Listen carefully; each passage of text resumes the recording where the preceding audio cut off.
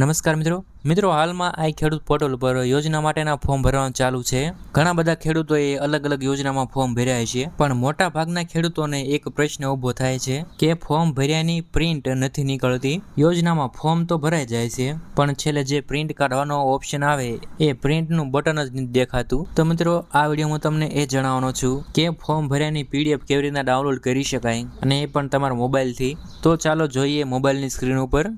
तो मित्रों સૌથી પહેલા તો તમારે આ ખેડૂતની વેબસાઇટ ઉપર આવી જવાનું છે। આ વેબસાઇટની લિંક ડિસ્ક્રિપ્શનમાં આપી દઈશ। તો વેબસાઇટમાં તમને ઉપર લોગિનનું બટન દેખાતું હોય છે, તો એના પર ક્લિક કરવાનું છે। તો ત્યાર પછી લોગિન પેજ ઉપર વી આવશો। તો આમાં તમારે તમારો મોબાઈલ નંબર નાખવાનો છે।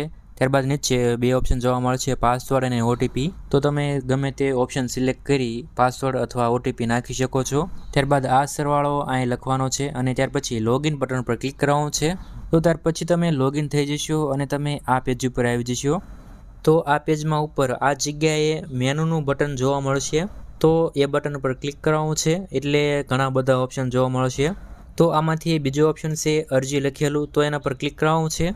તો તમે આ ખેડૂત પોર્ટલ ઉપર જેટલી પણ અરજી કરેલી છે એ જ આ જગ્યાએ દેખાશે। આ જગ્યાએ અરજીનું સ્ટેટસ જોવા મળશે કે તમારી અરજી સબમિટ થઈ ગઈ છે, પેન્ડિંગમાં છે કે પછી નામંજૂર થઈ છે, એ તમે આ સ્થિતિમાં જોઈ શકો છો। હવે આપણે તો અરજીની પ્રિન્ટ લેવાની છે, તો એ માટે આપણે આમ આડું સ્ક્રોલ કરશું, તો જેમાં તમને છેલ્લે પ્રિન્ટનો ઓપ્શન જોવા મળશે। તો એ બટન પર ક્લિક કરશો એટલે આ ફોર્મની પીડીએફ ડાઉનલોડ થવા લાગશે। અને જો બટન પર ક્લિક કર્યા અને પછી આ રીતના એરર આવે, જેમ મારે આ રીતના એરર આવી, તો મિત્રો ફરીવાર તમારે એ બટન પર ક્લિક કરવાનું છે અને 100% તમારી પીડીએફ ડાઉનલોડ થઈ જશે।